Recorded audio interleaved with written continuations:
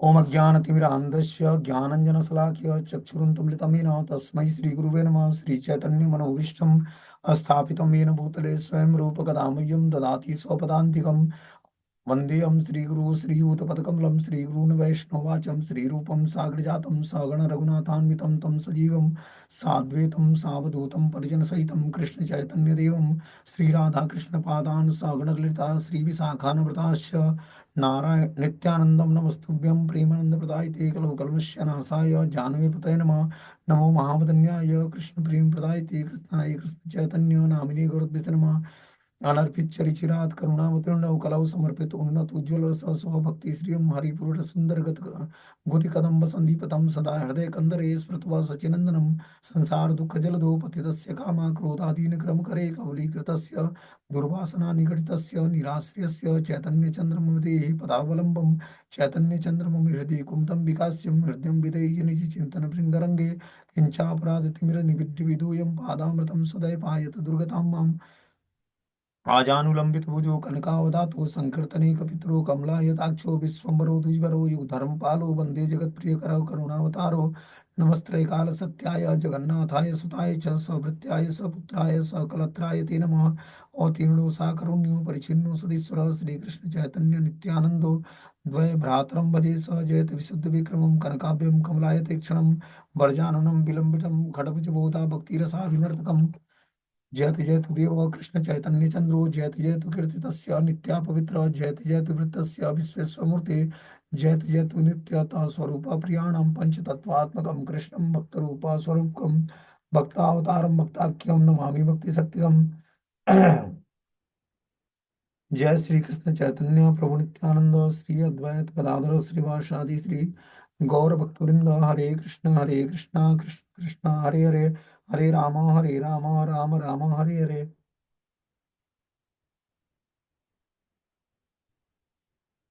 इसमें आज हम लोग को आदि खंड का छठा अध्याय पढ़ना है चैतन्य भागवत का। ठीक है ना। हम इसमें 124 नंबर प्यार पढ़ने हैं। बोलते हैं सकल लोके तारा करे अव्य भार ना गिले हो सभी दोष कहे ना अमारा। वे सभी बालक उन लोगों के साथ दुर्व्यवहार करते हैं और मेरे नहीं जानने पर वे मुझ पर दोषारोपण करते हैं। इससे पहले हमने स्टोरी सुनाई कि प्रभु ने कहा पिताजी मैं तो आज स्नान करने गया ही नहीं। मैंने सब साथी मुझसे पहले चले गए। तो नदिया के जितने भी लोग थे नवदीप शहर के सब आकर विश्वम्बर मतलब चैतन्य महाप्रभु के पिता से कंप्लेन करते हैं कि ये कितना हरकत करता है हम लोगों के साथ। जब हम लोग गंगा में स्नान करते हैं तो जो कोई गायत्री मंत्र जपता है तो ये गंगा नदी के जल में अंदर से आकर पैर खींच देता है। किसी का आपस में कपड़ा एक दूसरे का चेंज कर देता है स्त्रियों का पुरुषों से पुरुषों का स्त्रियों से। फिर जब पुरुष लोग इस तरह कंप्लेन करके चले गए तो लड़कियां थी जो कुंवारी बालिकाएं थी वो वो भी क्या बोलती हैं कि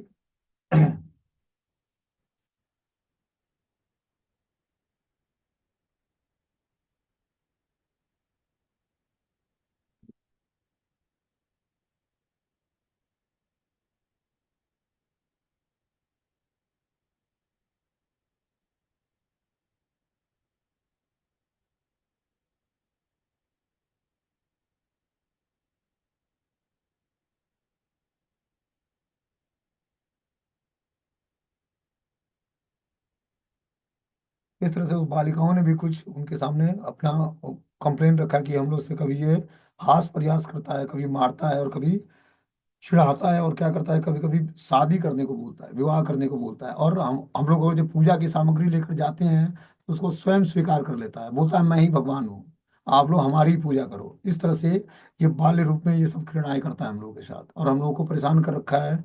और जो ये बातें हम लोग अपने माता पिता को बताएंगे तो ये सच्ची माता आपसे उन लोगों का झगड़ा हो जाएगा। तो आप अपने बालक को समझा दीजिए। बोलते हैं ये सब लोग जन्म जन्मांतर कृष्ण भक्त थे इसी कारण सबकी ऐसी उत्तम बुद्धि थी।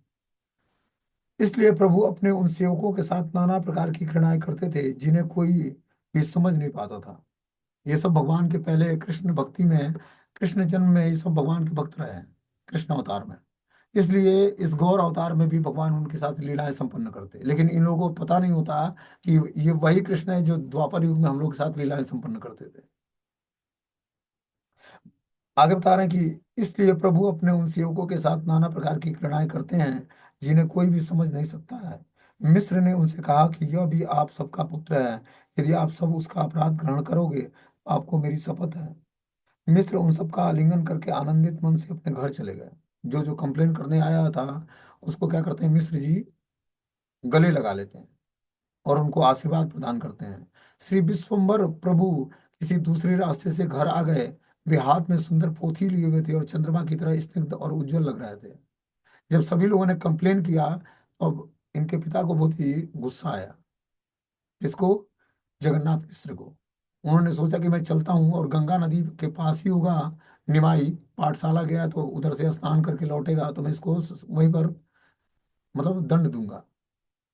पिता को आते देखकर विश्वम्बर क्या करते हैं, दूसरे रास्ते से घर चले आते हैं।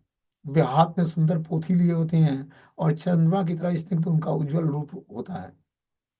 प्रभु श्री गौर प्रभु के श्री गौर अंगों पर लिखने की स्याही की बूंदें ऐसे शोभा दे रही थी जैसे चंपक पुष्प के चारों चारों ओर भ्रमर बैठे हुए हों। और क्या किया था, अपने चेहरे पे स्याही लगा लिए थे कि मैं पढ़ने गया था, पढ़ के आ रहा हूँ। उसकी उपमा देते हैं वृंदावन दास ठाकुर कि वो ऐसे लग रहा था जैसे चंपक पुष्पों के चारों ओर भ्रमर बैठा हुआ हो। प्रभु घर में आते ही पुकारने लगे, माँ मुझे तैल दे दो, मैं स्नान करने जा रहा हूँ।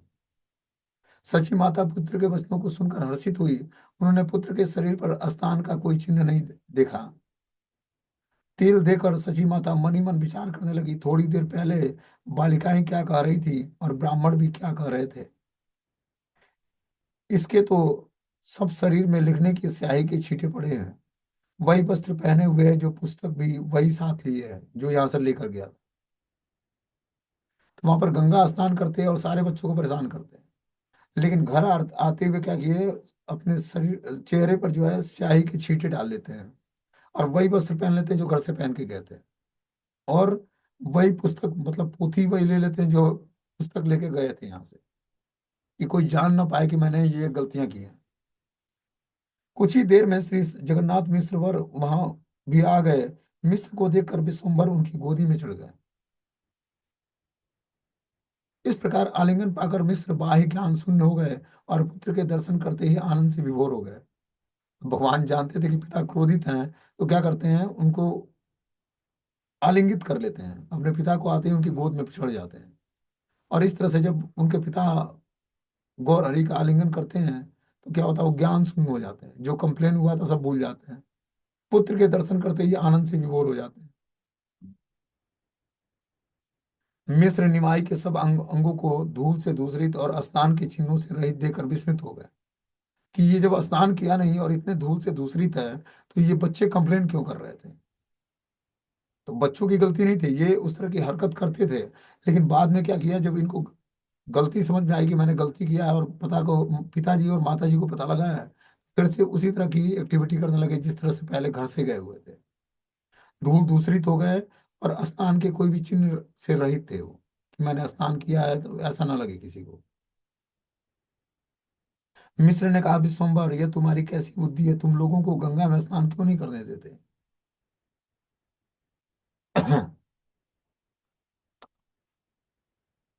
प्रभु ने कहा, पिताजी मैं तो आज स्नान करने गया ही नहीं, मेरे सब साथी मुझसे पहले चले गए। मैं आज गंगा स्नान करने नहीं गया था, मेरे साथी सब पहले चले गए थे।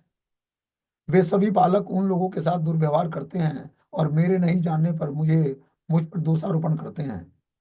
मेरे न जाने पर भी सब मेरा दोष ही करते हैं, कहते हैं। मैं तो अब सचमुच ही उन सब के साथ दुर्व्यवहार करूंगा।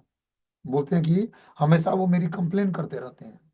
अब क्या करूंगा, मैं आगे से वही दुर्व्यवहार करूंगा जो वो बोल रहे हैं आपसे।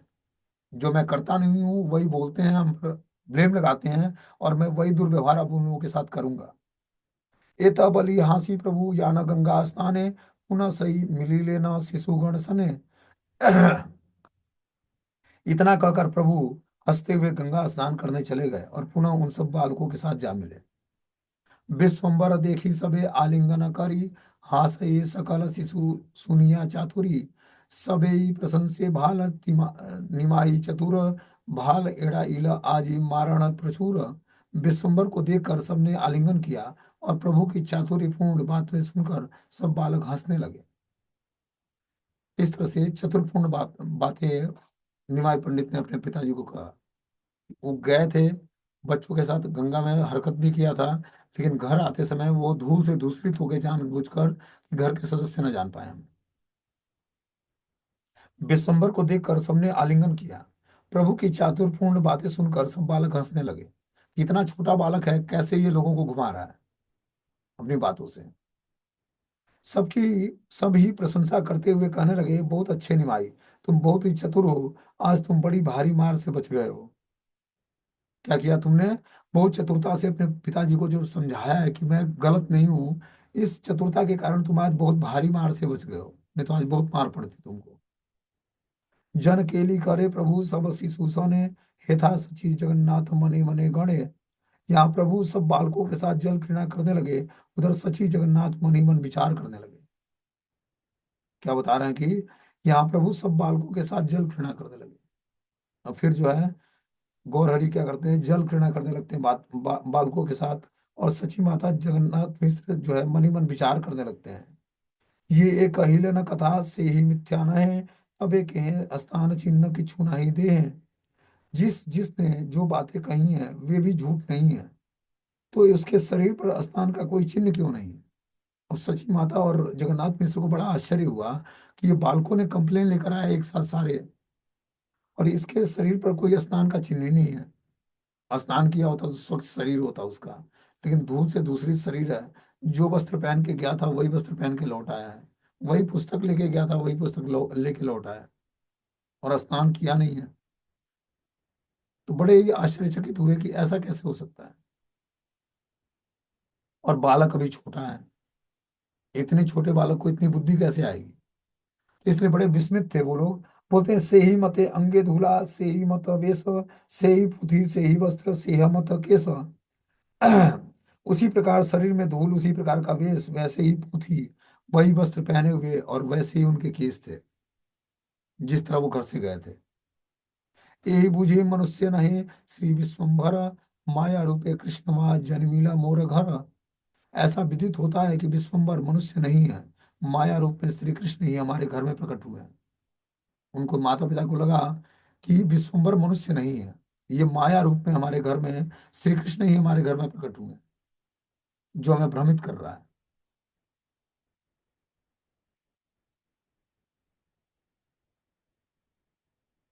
आगे बता रहे हैं, कौन महापुरुष वा किछुई नाही जानी, से ही मते चिंतित आइला द्विजमणि।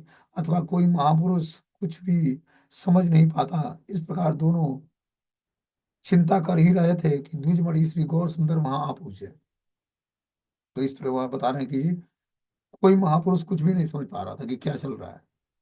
उसी समय जो गौर सुंदर है वहां आ पहुंचते हैं। पुत्र दशरथ नंदन घुचिला बिचारा, स्नेह पूर्ण हिला दोहे किछु नहीं यारा। पुत्र दर्शन के आनंद से उन दोनों की विचारधारा टूट गई। वे दोनों स्नेह से पूर्ण होकर सब कुछ भूल गए। और क्या होता है इस तरह से? पुत्र के दर्शन के आनंद से, पुत्र का जब दर्शन हुआ, जब उनको अपने पुत्र का दर्शन हुआ तो दोनों उस विचारधारा में डूब गए और स्नेह के कारण सब कुछ भूल गए। बोलते हैं, विचार चिंता तत्व निर्णय विवेचन आलोचन कुछ नहीं आर, जैसे पहले कभी भी कोई घटना ही हुई नहीं हो, जैसे उनके साथ जरा सा भी कोई संबंध नहीं है, नहीं था। इस तरह से जब निमाई पंडित का उन्होंने दर्शन किया घर आकर, तो सारे विचार सारी चिंताओं से मुक्त हो गए। दुई एई दुई प्रहर प्रभु याय परिवारे, से दुई युग हय थाके से द्वारे। जिस दो प्रहर के लिए प्रभु पढ़ने के लिए चले जाते थे, वे दो प्रहर उन लोगों के लिए दो युगों के समान प्रतीत होता। मतलब दो युग, दो प्रहर के लिए भगवान पढ़ने जाते हैं। एक प्रहर में 3 घंटे होते हैं, तो जब 6 घंटे पढ़ने के लिए जाते हैं तो उनको वो दो प्रहर जो है दो युगों के समान प्रतीत होता है उनके माता पिता को। निमाई के विरह में दो प्रहर मात्र काल ही उनके पिता माता सची और मिस्र के लिए निकट दो युग परिमित काल रूप में ज्ञात होता कि निमाई से बिछड़ जाना 2 पल के लिए भी। जो है उनके लिए 2 युगों तक लगता है। कोटि रूपे कोटि मुखे वेदे यदि कय, तबु ए दुहार भाग्य नाही समुच्चय। वेद भी यदि करोड़ों प्रकार और करोड़ों मुखों से इनके भाग्य की प्रशंसा का संपूर्ण रूप से वर्णन नहीं कर सकते हैं। जो सची माता और जगन्नाथ मिश्र का जो भाग्य है कि स्वयं गौर हरि उनके घर में प्रकट हुए हैं, बाले रूप में क्रीड़ा कर रहे हैं, तो उनके सौभाग्य की प्रशंसा करोड़ों मुखों से और करोड़ों प्रकार से वेद भी नहीं कर सकते हैं। सची सची जगन्नाथ पाए रघु नमस्कार, अनंत ब्रह्मांड नाथ पुत्र रूपे यारा। मैं श्री सचिनंदन जगन्नाथ के श्री सची जगन्नाथ के चरणों में नमस्कार करता हूँ, जिनके यहाँ अनंत ब्रह्मांड नाथ पुत्र रूप में विराजमान है। कृष्णदास कविराज बोलते हैं, अ, वृंदावन दास ठाकुर, कृष्णदास कविराज गोस्वामी तो चैतन्य चरितमृत के लेखक हैं। यहाँ इनके लेखक वृंदावन दास ठाकुर बोलते हैं कि जो है, मैं सची और जगन्नाथ मिश्र के चरणों में नमस्कार करता हूँ, जिनके अनंत ब्रह्मांड नाथ पुत्र रूप में विराजमान है। ये जो संपूर्ण ब्रह्मांड के स्वामी हैं, अखिल ब्रह्मांड के स्वामी भगवान, वो आज पुत्र रूप में इनके विराजमान है, इसलिए उनके चरणों में नमस्कार करता हूँ। यही मत घृणा करे वैकुंठेर राय, बूझिते ना पार के तहार माया। श्री कृष्ण चैतन्य नित्यानंद चांद जाने, वृंदावन दास तहु पद युग गाना। श्री वैकुंठनाथ इस प्रकार घृणा करते हैं और उनकी माया के प्रभाव से उन्हें कोई भी नहीं समझ सकता है। श्री कृष्ण चैतन्य और नित्यानंद जिनके जीवन है, वे वृंदावन दास उनके युगल श्री चरणों में उनकी महिमा का गान करते हैं। तो इस तरह से वृंदावन दास ठाकुर जो है, भगवान चैतन्य और नित्यानंद के चरण कमलों की प्रार्थनाएं करते हैं। अब आगे सप्तम अध्याय यहाँ से शुरू होता है। इसमें भगवान की अलग लीलाएं दी हुई हैं। इसको हम लोग सुनेंगे। बोलते हैं, जय जय महामहेश्वर गौरचंद्र, जय जय विश्वम्भर प्रिय भक्त वृंद। महामहेश्वर श्री गौरचंद्र की जय हो, जय हो। श्री विश्वम्भर प्रिय भक्त वृंद की जय हो। जय जगन्नाथ सची पुत्र सर्व प्राण, कृपा दृष्ट कर प्रभु सर्व जीवे प्राण। सर्व जीवों के प्राण श्री जगन्नाथ सची पुत्र की जय हो। हे प्रभु, आपकी कृपा दृष्टि द्वारा सभी जीवों का उद्धार कीजिए। कि आप अपनी कृपा दृष्टि डालकर सभी जीवों का क्या करिए, उद्धार कीजिए। हे सचिनंदन गौर हरि, जगन्नाथ और सची के पुत्र भगवान गौर हरि, आप सब पर अपनी कृपा दृष्टि डालिए और सब जीवों का उद्धार करिए। बोलते हैं, सर्व प्राण सब सेवकों के जीवन श्री सचिनंदन ही सब चेतनमय वस्तुओं के मूल आकार हैं। मतलब जितने भी चेतन वस्तु हैं, सचिनंदन गौर हरि ही उसके मूल आकार हैं। वही उसको उसके क्रिएटर हैं, निर्माण करता है। हे नमते नवदीप श्री गौर सुंदर, बाल्य लीला छले करे प्रकाश विस्तार। इस प्रकार श्री गौर सुंदर नवदीप में बाल्य लीला के छल से अपनी बहुत प्रकार की लीलाओं का प्रकाश करने लगे। अब क्या होता है, भगवान गौर सुंदर बाल लीलाओं के छल से अपनी बहुत सारी लीलाओं का प्रकाश करते हैं। मतलब बाल लीलाएं करते हुए भगवान नवदीप में बहुत सारी लीलाओं को प्रकाशित करते हैं भक्तों के सामने। बोलते हैं कि आपात दृश्य से गौर सुंदर की बाल्य लीलाओं में सब चांचल्य लीलाओं का जो प्रदर्शन किया था, उसका अन्वयन भाव से उद्देश्य अपने भक्तों का आकर्षण और सर्वदा उनका प्रेम प्रेम आनंदवर्धन था। और व्यतिरेक भाव से अपने चांचल्य द्वारा नाना द्रव्य आदि का विनाश साधन और जगत के इंद्रिय तर्पण उपयोगी भोग्य द्रव्यों को ध्वस्त कर कार्य में प्राकृतिक वस्तुओं की नश्वरता का उपदेश देना निहित था। भगवान श्री गौर सुंदर का उद्देश्य क्या था, बाल लीलाओं का प्रदर्शन का जो चांचल्य लीलाएं उन्होंने प्रदर्शन किया, उसका एकमात्र उद्देश्य था कि भक्तों को आकर्षित करना और क्या करना, उनके प्रेम और आनंद का वर्धन करना। इसी कारण से भगवान ने बाल लीलाएं प्रस्तुत की। बोलते हैं, निरंतर चपल करे सबा सने, माया सिखा ले वो प्रभु ध नहीं माने। प्रभु निरंतर सबके साथ चपल व्यवहार करते और माता के शिक्षा देने पर तनिक भी नहीं मानते। इस तरह से बहुत ही चतुराई से बालक जो है, निभाई क्या करता, सबके साथ व्यवहार करता और माता की दी हुई शिक्षाओं का तनिक भी पालन नहीं करता। सिखाइल आर वह द्विज गुण चंचल, गृह यहाँ पाई तहाँ सांगय सकल। शिक्षा देने पर प्रभु भी की चंचलता और और दुगनी हो जाती। जब कोई उनको शिक्षा देता, खासकर सची माता, तो उनकी चंचलता और दुगनी हो जाती। पहले जो व्यवहार करते चंचलापन व्यवहार, वो और दुगना हो जाता उनका। घर में जो कुछ मिलता वे सब तोड़ फोड़ देते। भय आर कुछु ना बोले बाप माय, स्वच्छंदे परमानंदे खेलाय लीलाय। भय से माता पिता और कुछ भी नहीं कहते, जिससे लीला में प्रभु स्वच्छंदता से परम परम आनंद के साथ अपनी लीलाएं करते रहते। आदि खंड कथा इन अमृत सत्वन, यदि शिशु रूपे घृणा करे नारायण।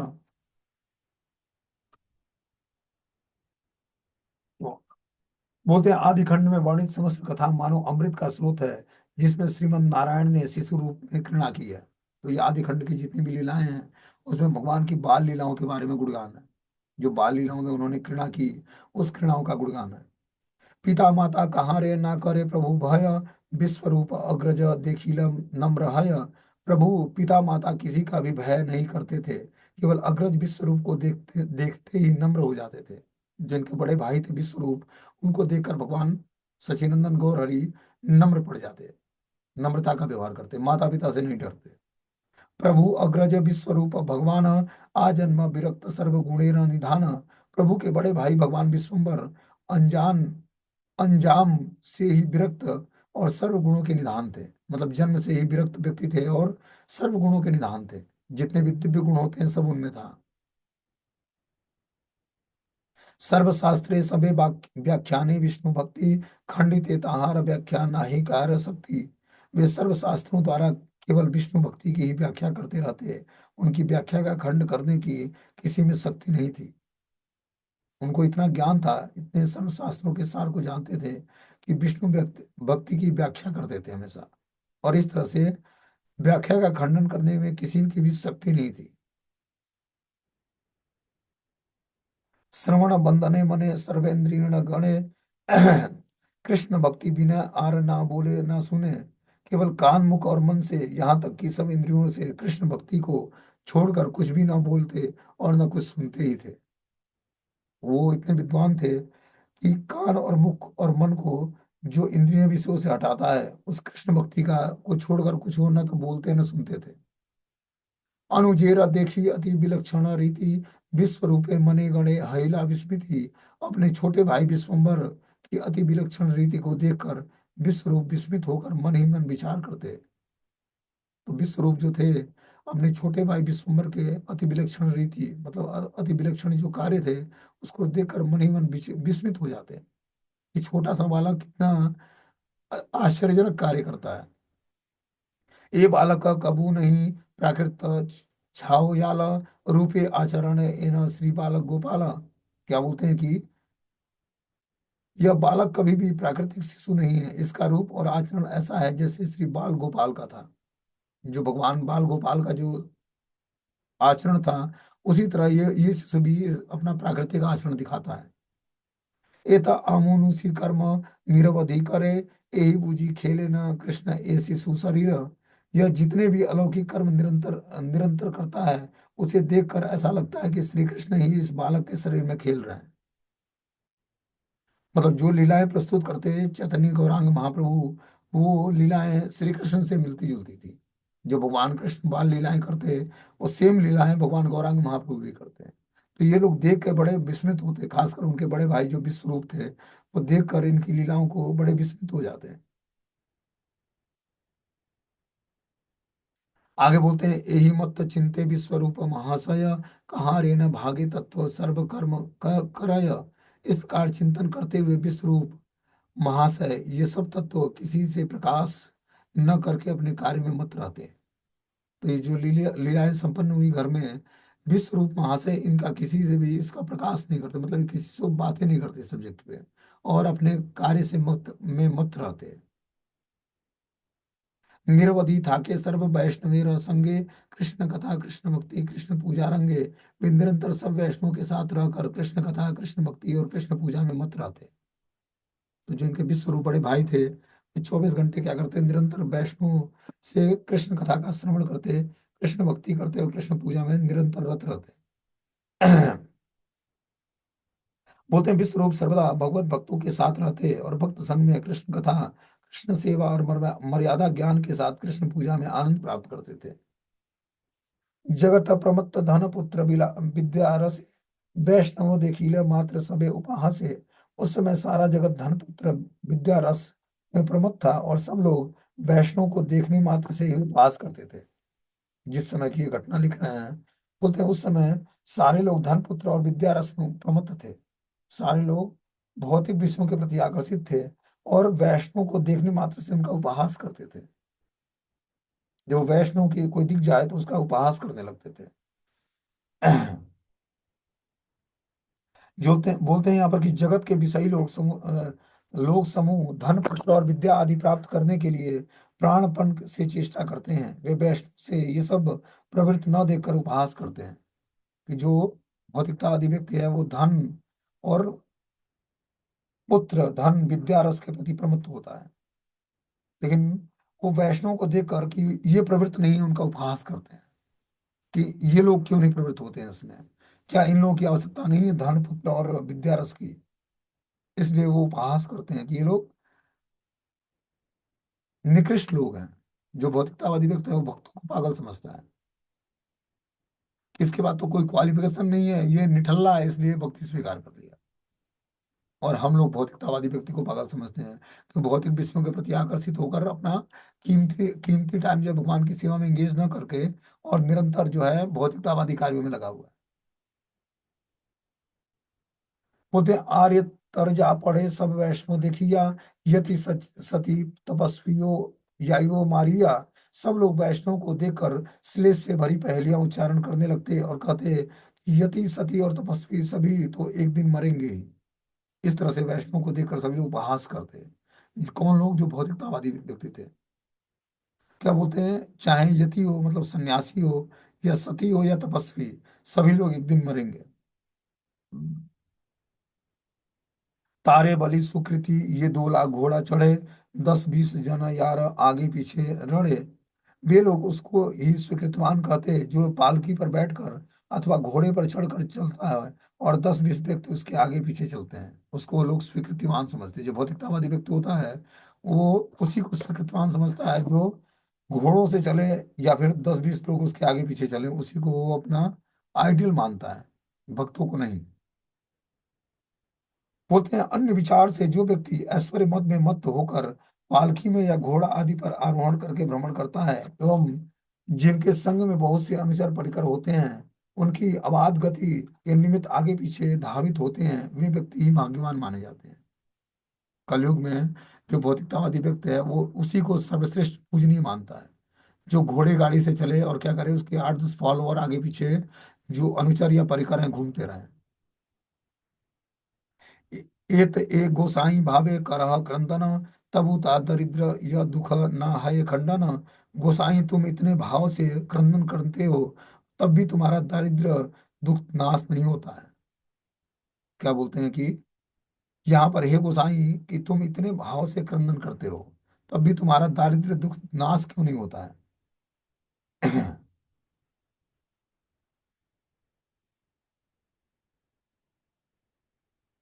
घन घन हरि हरि छाड़ डाक, क्रुद्ध है गोसाई सुनील बड़ डाक।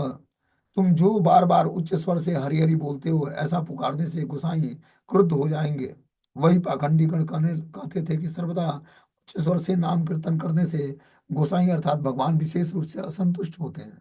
उनका कहना यह था, जो भौतिकतावादी व्यक्ति थे, कि अगर जो उच्च स्वर से कोई नाम संकीर्तन करता है तो भगवान उससे असंतुष्ट हो जाते हैं। और हम लोग वैष्णव लोग क्या बोलते हैं कि भगवान का नाम उच्च स्वर से कीर्तन करने से भगवान प्रसन्न होते हैं। लेकिन उसके विपरीत जो भौतिकतावादी व्यक्ति थे वो बोलते हैं कि पाखंडी लोग जो थे वो बोलते हैं कि उच्च नाम से संकीर्तन करने से हे गोसाई भगवान रुष्ट हो जाते हैं, संतुष्ट नहीं होते हैं। ए मते बोला कृष्ण भक्ति शून्य जने, सुनी महा दुख पाए भगवत गणे। कृष्ण भक्ति शून्य व्यक्ति इस प्रकार अनेक बातें कहते थे जिसको सुनकर भगवत जन महादुखी होते थे। तो इस तरह से जो कृष्ण भक्ति से सुनने लोग हैं वो क्या कहते हैं कि नाम संकीर्तन करने से भगवान असंतुष्ट हो जाते हैं, उनका ये मानना था। और वैष्णव का ये मानना है कि नाम संकीर्तन से भगवान प्रसन्न होते हैं। कोथाऊ ना सुने के ह कृष्णेर कीर्तन, दग्ध देखे सकल संसार अनुक्षण। कहीं भी किसी के मुख से कृष्ण कीर्तन सुनाई नहीं देता था। भक्तगण समस्त संसार को सर्वदा त्रेताप्त में दग्ध हुआ देखते थे। इस तरह से बता रहे हैं कि जो है कहीं भी किसी के मुख से कृष्ण कीर्तन सुनाई नहीं देता था उस समय संसार में। सभी भक्तगण संसार को सर्वदा त्रिताप से दग्ध हुआ देखते थे कि त्रिताप कैसे सारे व्यक्तियों को जलाता है, ये भक्तों को दिखता था। बोलते हैं दुख बड़ा पाए विश्व रूप भगवान, ना सुने अभिष्ट कृष्ण चंद्रेर आख्यान। भगवान विश्व रूप ये सब आगे देखकर और अपने अभिष्ट कृष्णचंद्र की कथा को न सुनकर बहुत दुख पाते थे। गीता भागवते ए जने वा पढ़ाय, कृष्ण भक्ति व्याख्या कराओ ना आई से जिह्वाय। जो व्यक्ति गीता भागवत पढ़ते व पढ़ाते हैं, उनकी जिह्वा पर भी कृष्ण भक्ति की व्याख्या सुनने में नहीं आती थी। उस समय इतना पाप बढ़ा हुआ था संसार में कि जो व्यक्ति कृष्ण भावना भावित होने के लिए गीता और भागवतम पढ़ाता है या पढ़ता है, उसकी जीवा पर भी कृष्ण भक्ति की व्याख्या सुनने में नहीं आती। बोलना कि जो सब विष्णु भक्तिहीन अपने को पंडित समझने वाले अध्यापक श्रीमद् भागवत गीता और भगवत श्रीमद् भागवतम ग्रंथ का अध्यापन करते हैं, उनकी जिह्वा पर कृष्ण सेवा परा व्याख्या कभी भी स्थान नहीं पाती है या निर्गत नहीं होती है। वे जड़ पांडित्य के मद में प्रमत्त रहकर इंद्रिय आसक्त व्यक्तियों के साथ धर्म धर्म अर्थ काम भोग पर व्याख्या अर्थात त्यागी मायावादी के लिए निर्विशेष ब्रह्म शून्य संध्याय रूप में मोक्ष परा व्याख्या करते हैं। क्या बोलते हैं कि जो सब विष्णु भक्ति हीन अपने को पंडित समझने वाले अध्यापक श्रीमद् भागवतम और श्रीमद् भगवत गीता का का अध्यापन करते हैं, उनकी जीवा पर कृष्ण सेवा पर व्याख्या कभी भी स्थान नहीं पाती है। कि जो भगवान के भक्त नहीं है, वो जो श्रीमद् भगवत गीता और श्रीमद् भागवतम ग्रंथ पर कुछ बोलेंगे तो उनकी जीवा कृष्ण सेवा पर व्याख्या करने के अनुकूल नहीं है, क्योंकि वो सेवा नहीं करते भगवान की, तो व्याख्या करने के योग्य नहीं है भगवान की। होते हुए जड़ पांडित्य के मद में मत होकर इंद्रिय आसक्त व्यक्तियों के लिए धर्म अर्थ काम भोग पर व्याख्या करते हैं, अर्थात त्यागी मायावादी के लिए निर्विशेष ब्रह्मानुसंधान रूप मोक्ष पर व्याख्या करते हैं। आगे बता रहे हैं, कुतर्क घुसिया सब अध्यापक मरे, भक्ति है ना नाम नाही जाने ये संसार। सब अध्यापक केवल कुतर्क व्याख्या में ही जीवन बिता रहे थे, संसार भक्ति का नाम तक भी नहीं जानता था। तो इस तरह से बता रहे कि सभी अध्यापक जो थे स्कूल के, वो कुतर्क की व्याख्या करते हैं जिसका कोई अर्थ नहीं है, ऐसे चीजों की व्याख्या करते हैं। संसार भक्ति का नाम भी नहीं जानता था। उस समय ऐसी स्थिति थी कि पूरे संसार में जो भक्ति का नाम ही नहीं था कहीं।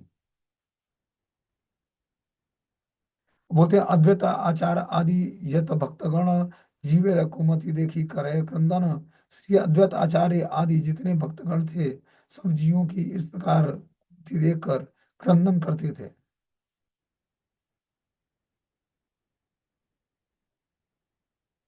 तो जो अद्वैत आचार्य थे, इस भक्तों की इस ये दशा देख कर क्या करते, वो क्रंदन करते, रोते हो।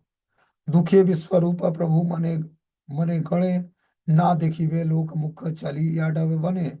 श्री विश्वरूप दुखी होकर मन ही मन में विचार करते रहे कि मैं इस कृष्ण बहिर्मुख लोगों का मुख कभी न देखूं, वन में चला जाऊं। इस तरह से क्या करते वो उनका ये मानना था कि श्री विश्वरूप दुखी होकर मन ही मन विचार करने लगे, मैं इन कृष्ण बहिर्मुख लोगों का मुख नहीं देखना चाहता, मैं वन में चला जाता हूँ। जो भगवान की भक्ति से विमुख लोग हैं, उनका मुख मैं देखना नहीं चाहता। बोलते हैं, उषा काले विश्वरूप करी गंगा स्नान, अद्वैत सभाय आसी हाय उपस्थान। श्रीनिवास श्री विश्वरूप प्रतिदिन प्रातः काल में गंगा स्नान करके श्री सची अद्वैत आचार्य की सभा में आकर उपस्थित हो जाते हैं।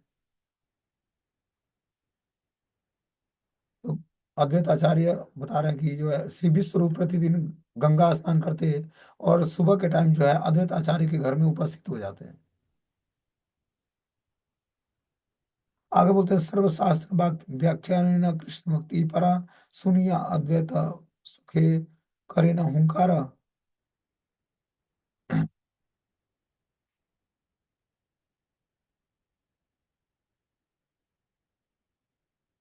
उनके मुख से सर्वशास्त्रों की कृष्ण भक्ति सार व्याख्या सुनकर श्री अद्वैत प्रभु सुख से हुंकार करते हैं।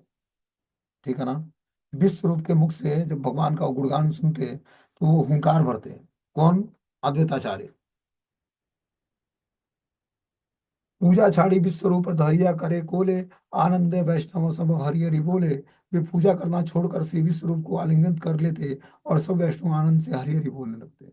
जब विश्वरूप के मुख से अद्वैताचार्य भगवान का गुणगान सुनते तो विश्वरूप को आलिंगित कर लेते, और सारे ये लक्षण देखकर सारे वैष्णव जो है हर्ष के मारे हरि हरि का उच्चारण करते हैं। ठीक है ना, आगे की लीलाएं हम लोग कल पढ़ेंगे, कल की क्लास में। मीटिंग क्लोज हो जाएगा यहीं पे।